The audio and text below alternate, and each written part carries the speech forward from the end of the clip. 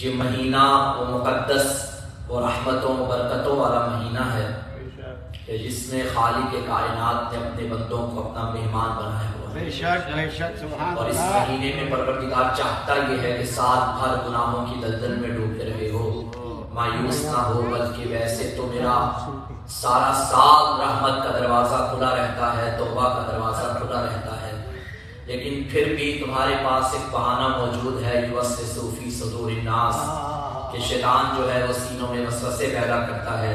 تو اے میرا بندہ، تیرے پاس وہ مہینہ بھیج رہا ہوں کہ جس میں نے شیطان کو بھی قید کر لیا ہے۔ اب تیرے پاس کوئی بہانہ نہیں، کوئی عذر نہیں کہ تو کہہ سکے کہ میں تیری عبادت سے دور تھا، تو یہ اس کا کرم ہے کہ اس نے زندگی میں ایک بار پھر ہمیں یہ موقع نصیب فرمایا۔ اور معصوم فرماتے ہیں کہ وہ بندہ بدبخت ہے کہ جس کی زندگی میں ماہ رمضان جیسا مقدس مہینہ آئے اور گزر جائے اور پھر بھی اس کے دامن میں کوئی گناہ باقی رہ جائے۔ تو انتہائی ہم سب کی خوش قسمتی ہے کہ پروردگار عالم نے ایک بار پھر ہمیں یہ موقع نصیب فرمایا ہے۔ یہ مہینہ خود سازی کا مہینہ ہے، یہ مہینہ خود کو بنانے کا مہینہ ہے۔ ہمارے یہاں کا تو بہرحال میں نہیں کہہ سکتا ایسا، ہمارے ہاں معاشرے میں ایک بات بہت کی جاتی ہے کہ معاشرہ بہت خراب ہے، ماحول بڑا خراب ہے، کوئی ڈسپلن نہیں، کوئی نظم و ضبط نہیں، قبلہ فاقد الشیء کبھی ہوتی الشیء نہیں ہو سکتا، یعنی جس کے پاس خود کچھ نہ ہو وہ آگے کچھ نہیں دے سکتا۔ ایسا نہیں کہہ سکتے کہ بھائی میں ابھی جاتے وقت تبرک کے طور پہ $50 ایک بندے کو دے کے جاؤں گا اور میری جیب میں $1 بھی نہ ہو، تو میرا کہنا دلیل ہے کہ میرے پاس ہے تو میں دینے کے لیے تیار نہ ہوں۔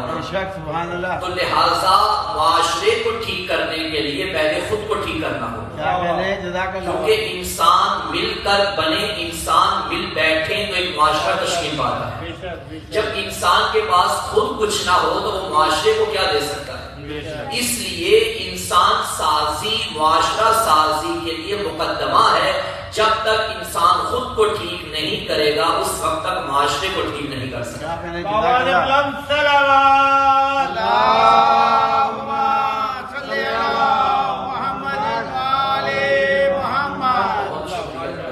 شکریہ۔ بہتر صورتحال اس مہینے میں ہمیں نظر آ رہی ہے کہ اللہ نے انسان سازی کا موقع انسان کو عطا فرمایا ہے۔ انسان سازی کس طرح انسان سازی ہوگی؟ سجدے، نمازیں، رکوع، انشاءاللہ آئندہ کے دروس میں عرض کروں گا کہ یہ فلسفہ زندگی نہیں، بلکہ یہ نمازیں کسی اور مقصد تک پہنچانے کے لیے ہم پہ فرض کی گئی۔ جب تک ہم اس مقصد تک نہیں پہنچیں گے شاید یہ نمازیں صرف ایکسرسائز ہی رہ جائیں۔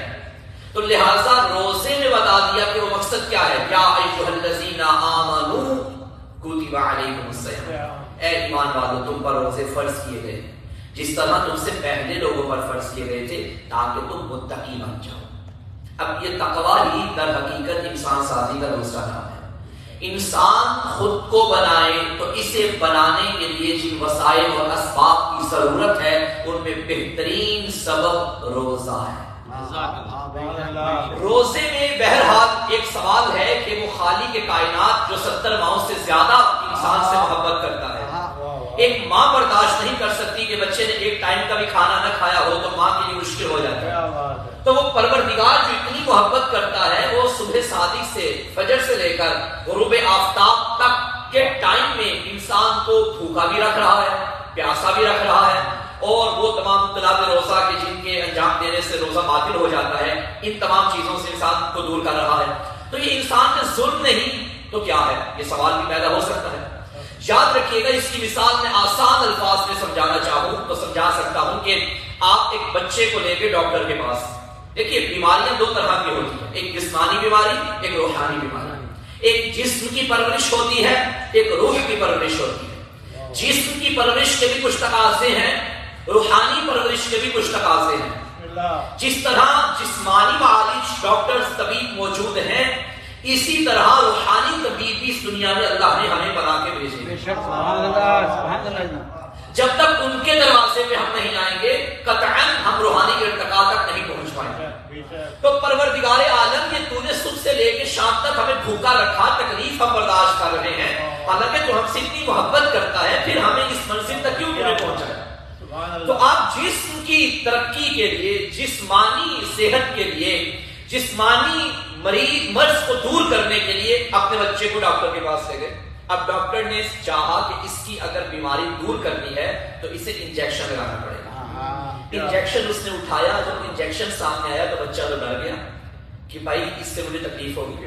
اب ڈاکٹر نے کیا کیا، وہ بچے کے مزاج کو جانتا تھا، کیونکہ اس کے پاس پہلا بچہ تھوڑی آیا تھا، روزانہ بچے آتے ہیں، روزانہ اس طرح کے پیشنٹ آتے ہیں. اب اس نے کیا کیا کہ ایک روئی اٹھائی اور جہاں بچے کو انجیکشن لگانا تھا اس جگہ پہ یوں مس کرنا شروع کی اور اسے نرم کرنا شروع کیا.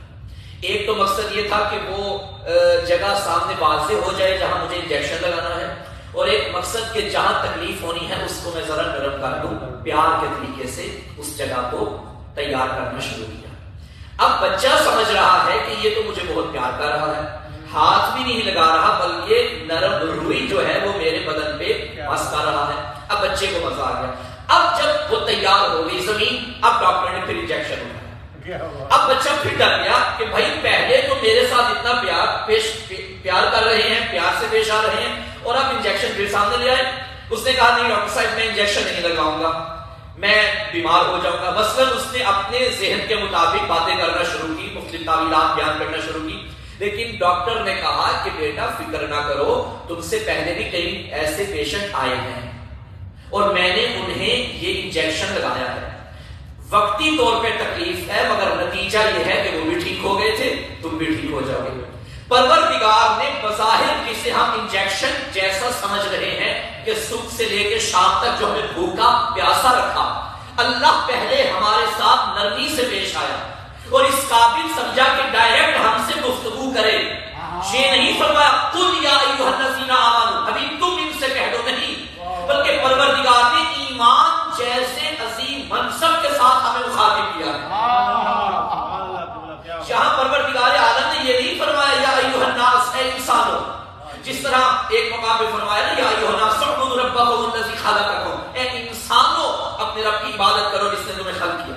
لیکن یہاں چونکہ انجیکشن بظاہر انسان کے لیے بہت تکلیف دہ تھا اور اللہ نے جو کہوں کہ وہ روئی لگا کے پہلے اس جگہ کو نرم کیا کہ انجیکشن کے قابل ہو جائے، اور اس نرمی کے ساتھ خطاب کرتے ہوئے فرمایا یا ایھا الذین آمنوا، اے صاحبان ایمان، اے وہ لوگوں کے جن کے دل نور ایمان سے منور ہیں، اے وہ لوگوں کے جن کے قلوب ولایت علی کے نور سے منور ہیں، اے ایمان والو کتب علیکم الصیام. اب اللہ نے وہ انجیکشن ہمارے سامنے دیا. اب انسان ڈر گیا، میرا اللہ ایک طرف مجھے ایمان والا بھی تو نے کہا، مومن بھی کہا، جب میں مومن ہوں آلریڈی پھر یہ انجیکشن مجھے تو کیوں دکھا رہا ہے؟ فرمایا پریشان نہ ہو، تم سے پہلے بھی پیشنٹ آئے تھے. کتب علیکم الصیام کما کتب علی الذین من قبلکم، تم سے پہلے بھی آئے تھے، ان کا علاج بھی اسی انجیکشن کے ساتھ ہوا تھا. تو نتیجے کے طور پہ کیا ہوا؟ لعلکم تتقون، وہ بھی متقی بن گئے تھے تاکہ تم بھی متقی بن جاؤ. آواز بلند سے